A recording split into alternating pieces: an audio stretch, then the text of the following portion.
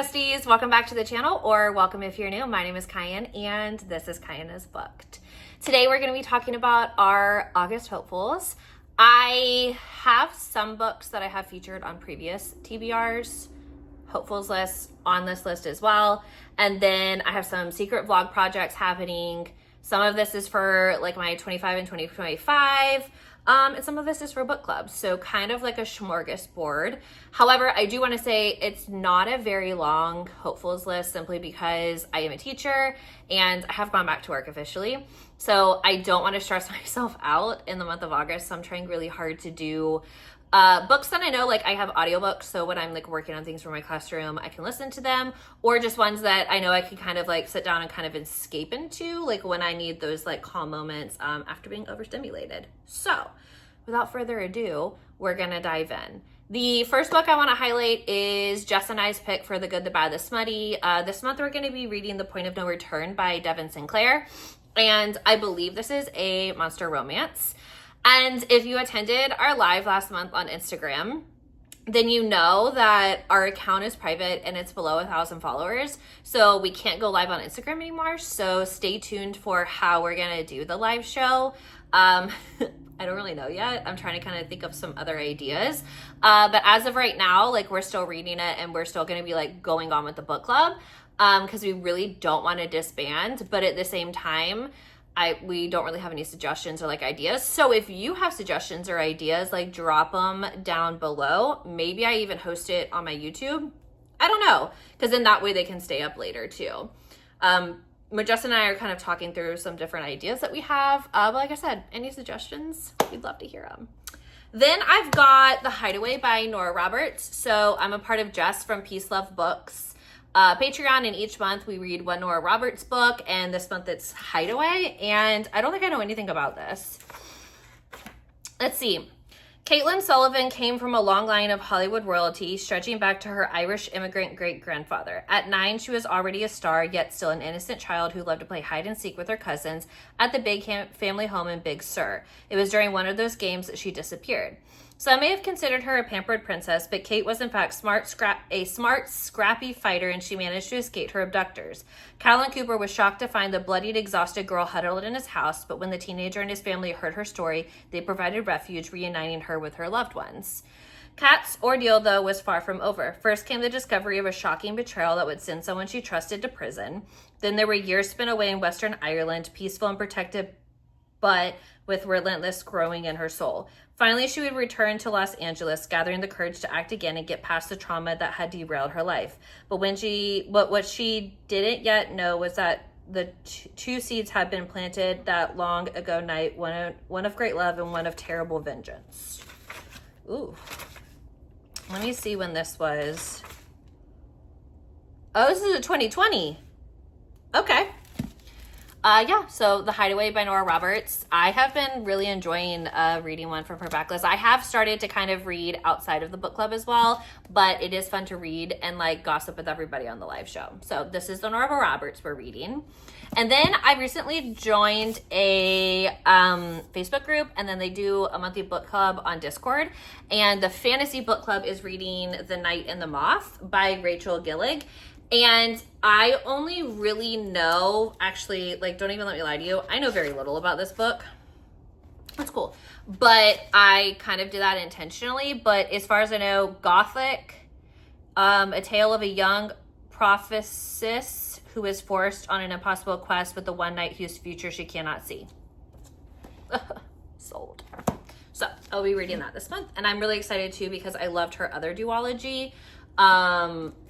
Perfection. So definitely excited to kind of see what she's up to in this one. Also, I have the fancy Barnes & Noble special edition of this somewhere. I'm obviously reorganizing my shelves right now, why I started doing that right before school started. Don't ask any questions, all right? Going through it. Anyways, yeah, so gonna read this one. All right, so switching over to my non-book club TBR. First up is going to be Silver Silence by Nalini Singh. This is book 1 in the Side Changeling Trinity series. So this is like season 2 or like the spinoff from the original series. Silver Silence is a reread for me.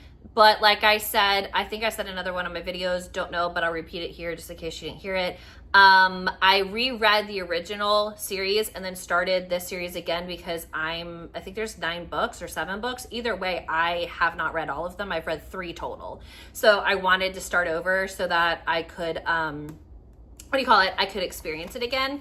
And I love this book because it's an introduction to the changeling bears, which is not a spoiler because it says back here that he's alpha of the Stonewater Bears. So Valentine is her love interest in here, and Silver is very committed to the idea of silence, which, if you've read the original arc, then you know what it is, but essentially an entire race of people erase their emotions in order to have a balanced society, only realizing that by doing that, they completely unbalance their society in another way.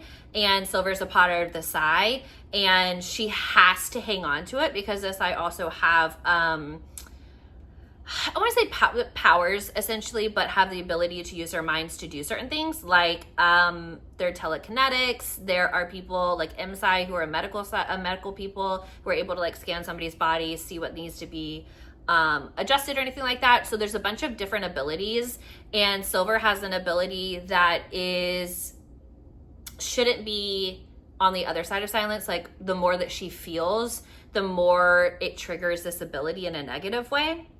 So this is really the story of her trying to work through the idea of coming out on the other side of silence. How does she manage this ability? Because she wants to be with Valentine. She adores him.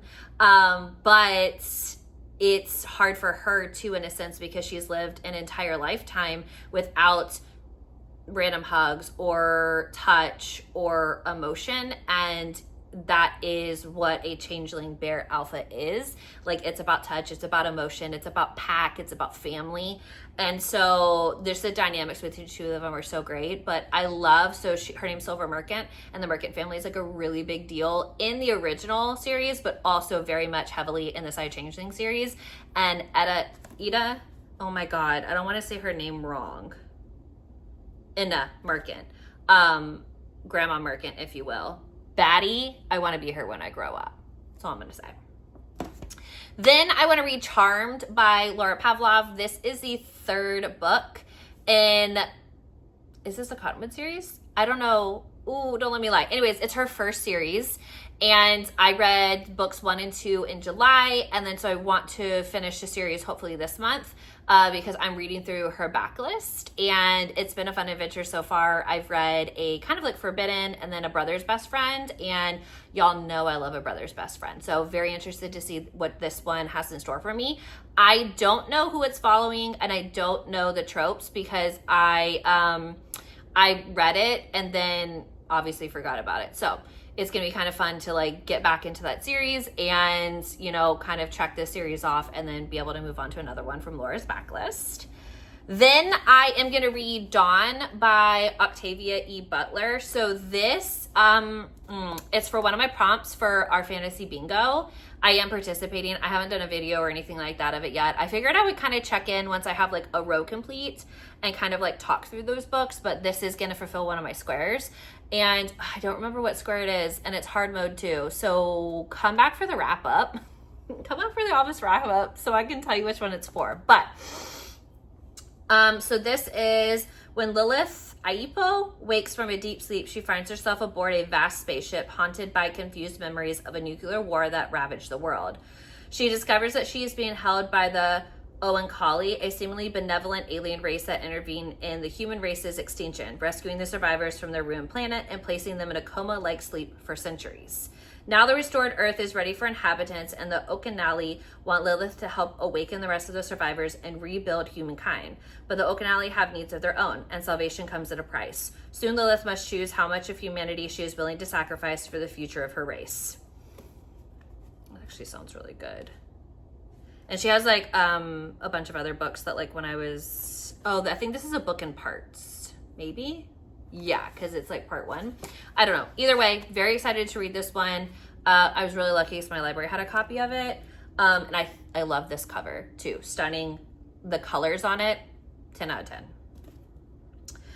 Then I'm going to read Throne of the Fallen by Carrie Maniscalco.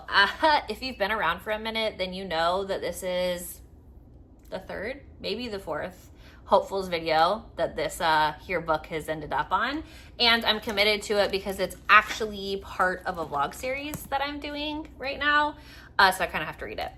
But this one, I don't know which prince this follows, but so this is the spinoff from the Kingdom of the Wicked series, and they're following the other brothers that we saw in, so Sin, what do you call it? There's other ones. I can't, okay, so we're following the Prince of Envy in this one, so I'm actually pretty excited about that. She's a chunky one.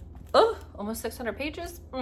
But this is a standalone romantic fantasy set in her fan favorite Kingdom of the Wicked world about a dark prince battling an impossible curse and the artist who might be the only one who can set him free.